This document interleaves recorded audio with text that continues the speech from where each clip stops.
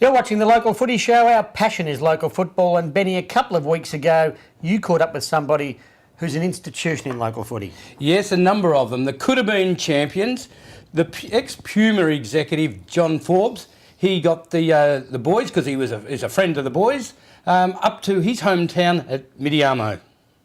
One of our members, John Forbes, is good mates with the Coodabeens, and he got him up. Unfortunately, he's in hospital, but it's worked out good for the club.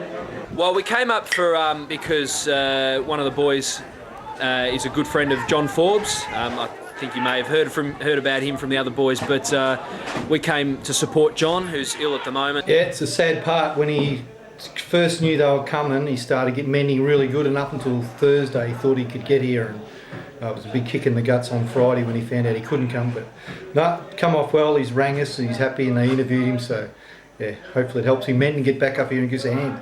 Forbesy, champs came via Tellerook. That's like going to Adelaide to get to Geelong. Yeah. Hey, Graham, what do you do during the week for work? I used to be a timber cutter. I used to work in the forest at a business of firewood and that, but of course the government and that decided, well, let's just burn it in the bushfires rather than use it for productive means. Graham, why don't you pull your punches? Graham hasn't missed too many. He's got the AFL and the state government. I'm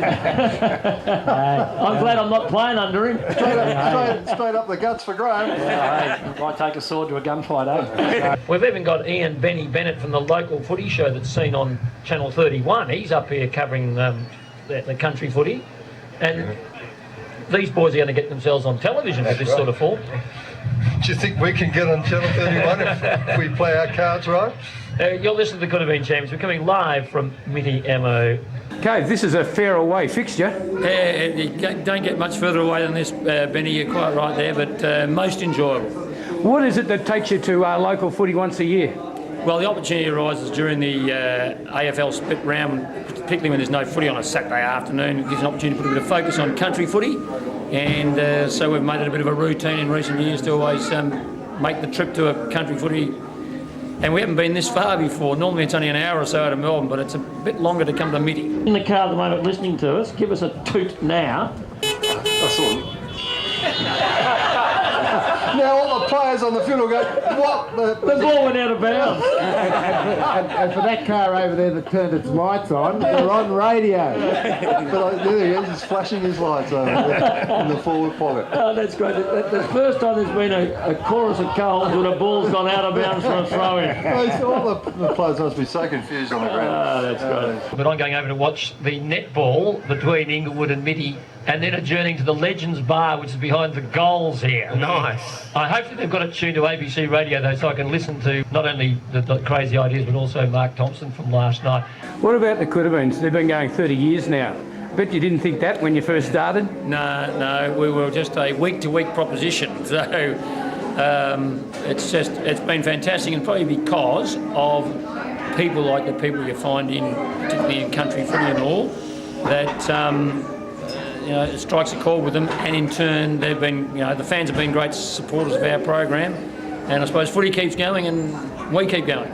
Because of my name being champion, people might think that I have a stronger link to the Coodabeens than I do, but I'm just one of the original five, and I've been there 28 years, and a couple of the lads 30 years. You've kept the same people involved the whole time. You must be good mates. Yeah, it is, and that's one of the things about it. We don't necessarily all hang around together during the course of the week, but I think there's people like that go to the footy that don't see each other during the week, but when they get to the footy they stand. In the old days you used to stand in the same spot together. Now they might be, groups of people that go to the footy together. We group up on a Saturday in the radio studio. Oh, look, Benny, that's one of those things that you look forward to every year. Can't wait for that footy season to come around. I mean, I know it's nice to be lazing on the beach in the summer, but when footy comes alive, so do we at the Coodabeens. I was playing in rock bands. I came from Adelaide to further my sort of pub band career, and I soon met Billy Baxter and Ian Cover as young men who were also involved in the pub rock scene too. And that's how I got introduced to the Coodabeens in 1983.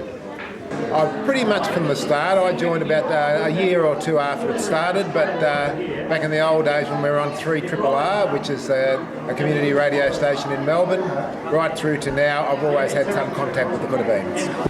No one has kicked 10 since Jay Brown did it in 07. Maybe this week someone will kick 10, perhaps 11. But it will not happen in the state of the banana. The player to kick 10 this week is going to play for Ghana. In the last 6-7 years, we tend to do 8 fresh songs a week instead of just 1. Come on, Tigers, kick it down to Rebo. Watch your mark and kick a go, go, go. Try that torch. Come on, Tigers, kick it down to Rebo. Watch your mark and kick a go, go. How much preparation do you need to do for a show like this? Would you like the real answer or the... no, look, I probably spend 8 hours a day, 5 days a week preparing. No, we just turn up and talk about it. And I think that's what people do when you go to the footy. You sit down and the game unfolds just like the show unfolds. Is the formula the same and always has been? Or has it changed with the way football's changed, Cove? No, we live in the past.